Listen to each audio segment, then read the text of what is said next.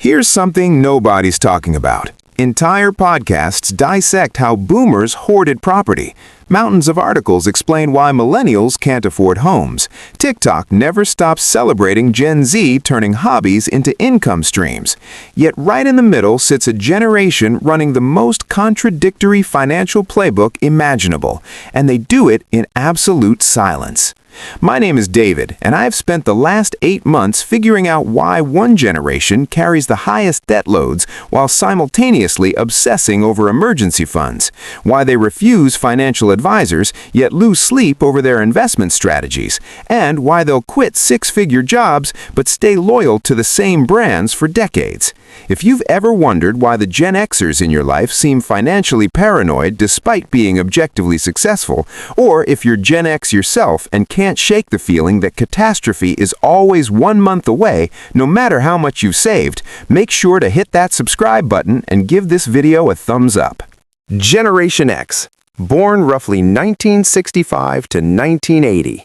These are the quiet wealth builders in your life. They've accumulated serious money without ever bragging about it, yet they move through the world as if financial catastrophe is always 1 bad month away. The colleague sitting on $250,000 in investments, but driving a car old enough to vote. Your aunt with a fully funded emergency fund who still feels a twinge of guilt buying name-brand cereal. That friend who'll drop serious cash on experiences that matter, then comparison shop for trash bags like they're living paycheck to paycheck. Their relationship with money isn't just different from every other generation, it's fundamentally paradoxical. And every paradox traces back to one economic earthquake that permanently rewired their sense of security. Picture the early 1980s. A 10-year-old tags along to the bank with their dad. They watch him hand over his paycheck from the same employer he's had for nearly 2 decades. Same deposit, every other Friday, like clockwork. The teller greets him like family. A pension waits at the end. Savings actually grow with real interest. The house will be paid off in 12 years, exactly on schedule. Everything feels predictable, stable, logical. The unspoken contract was clear. Show up, work hard, save consistently, retire with dignity. The system worked if you worked the system. Now fast forward to 2008. That same kid is in their mid-30s. They checked every box, did everything exactly right. And in the space of months, they watched their retirement account get cut in half, their home equity evaporate, and their stable employer hand pink slips to 20-year veterans. The formula didn't just fail, it was never real. That collective gut punch rewired an entire generation's financial nervous system, and the scars are visible in every money decision they make today. This produced the deepest contradiction of all. Gen X has become the most retirement-anxious generation in modern history, yet the most disciplined at actually saving for it. A 2023 Transamerica study found that 70% lose sleep over whether they'll ever retire. 7 out of 10 genuinely scared. Yet the same group consistently outpaces everyone else in 401k contributions, month after month, year after year. They're funding a future they're not even convinced will arrive. Behavioral psychologists call this defensive pessimism. You assume the worst-case scenario, plan for disaster, save like the floor could drop out tomorrow. When it does go sideways, and it always does, you're already braced. It's exhausting, emotionally taxing, but for Gen X, it's been the survival strategy for 4 decades.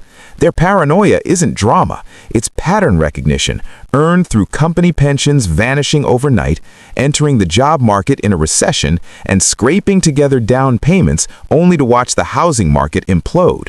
That same mindset quietly pioneered the side hustle long before it became trendy. Federal Reserve data shows Gen X maintains higher rates of self-employment and multiple income streams than boomers or millennials. But they almost never quit the main job. This isn't passion chasing or rat race escape, it's building a backup parachute while staying strapped into the primary one. The guy flipping houses on weekends isn't in love with real estate. He's still haunted by the coworker 20 years in, plaques on the wall, being escorted out carrying a single box with his desk plant. The woman running an Etsy store alongside her full-time marketing role isn't being greedy, she's being strategic. Remember the mid-90s? You overhear your mom on the phone after work, voice tight, the company is restructuring. Lifelong colleagues, people who'd been at your birthday parties, suddenly gone at 50-something. No warning, no cushion, just gone. That image seared itself into Gen X forever. Never put all your eggs in one basket, not out of ambition, but because you've seen what happens when the basket drops. So they layer the Etsy shop, the consulting gig, the rental property, the freelance work, each one another firewall against the catastrophe they know is statistically inevitable. Marketing departments are baffled by this next part. Gen X will ghost a job without hesitation, fire off a resignation at 11 p.m. on a Sunday, and walk away from a Fortune 500 role like it's nothing. Yet the same people are fiercely, almost irrationally loyal to brands. Adobe research shows they're 34% more likely than millennials to stick with the brands they grew up with, even when cheaper or better options exist. They'll quit a six-figure job on impulse, but drive 20 minutes out of their way for the coffee shop where the owner remembers exactly how they take it. The pattern is unmistakable. Zero loyalty to institutions, fierce protective loyalty to people and products they trust. Institutions burn them repeatedly, without apology or explanation, just a severance letter and an escort to the parking lot. But a trusted human offers accountability. A trusted brand offers consistency. That's why they're still buying Levi's at 50, still loyal to bands discovered at 15, still reaching for the Heinz ketchup that tastes exactly like it did in 1985.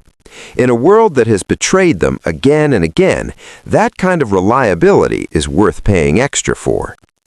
And here's where Gen X becomes genuinely fascinating, where their behavior stops making sense to outsiders. They maintain emergency funds that could weather a nuclear winter. Their savings rates make financial advisors weep with joy, yet they're also the generation that spends most heavily on experiences. Eventbrite data shows they drop roughly $3,000 a year on concerts, travel, and live events, more than any other cohort. Financially paranoid, experientially extravagant. Preparing for the apocalypse on Tuesday, living like there's no tomorrow on Wednesday. It only looks contradictory until you see the shared psychology.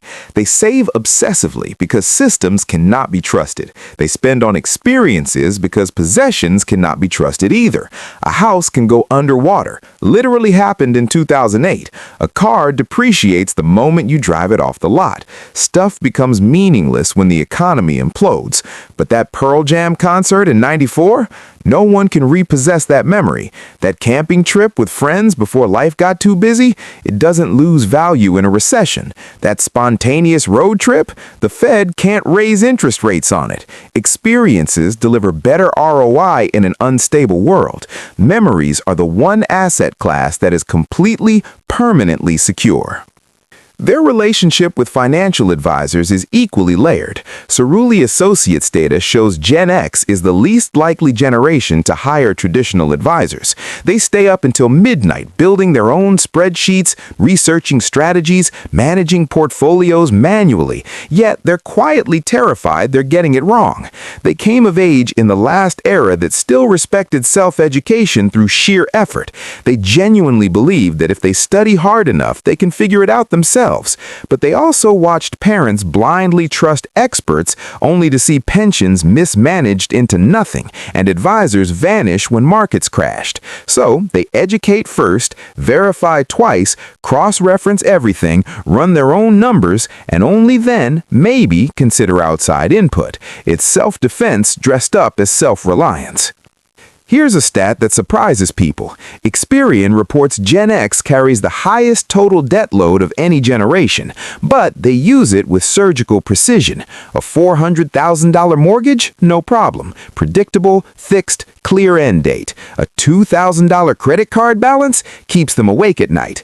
The difference is control. They watched consumer debt devour their parents in the 80s and 90s, then explode again in 2008. Lesson learned, borrow only what you can map to completion. Leverage debt for appreciating assets with exit plans, never for lifestyle purchases that compound silently. One final habit that looks outdated but is quietly brilliant. Gen X keeps paper records. AARP research finds 61% maintain physical files of important documents, compared to just 34% of millennials. They built the internet. They're not afraid of technology, but they also remember when companies lost digital records, when databases crashed, when clouds failed overnight. So they practice redundancy by design. Digital app? Yes. Chronological paper statements? Yes. Fireproof safe? Obviously. It seems excessive until you've watched the cloud rain disaster on people who had no backup. At the core, Gen X isn't confused or contradictory. They're meticulously adapted to an economy that promised one story and delivered another. They're financial survivalists who still show up to play the game, because what's the alternative? That kid in the bank in 1983 learned that hard work equals security, that loyalty gets rewarded, that the rules guarantee outcomes. They absorbed the lesson perfectly. They just also learned the system can rewrite the rules whenever it wants. So they participate, but they never stop watching the exits. They hope for the best while building their entire lives around preparing for the worst. Your money habits aren't random. They're not personality flaws. They're responses, hard-won adaptations to the world that shaped you. And once you understand the context, Gen X's responses make perfect sense. They're not paranoid. They're just paying attention.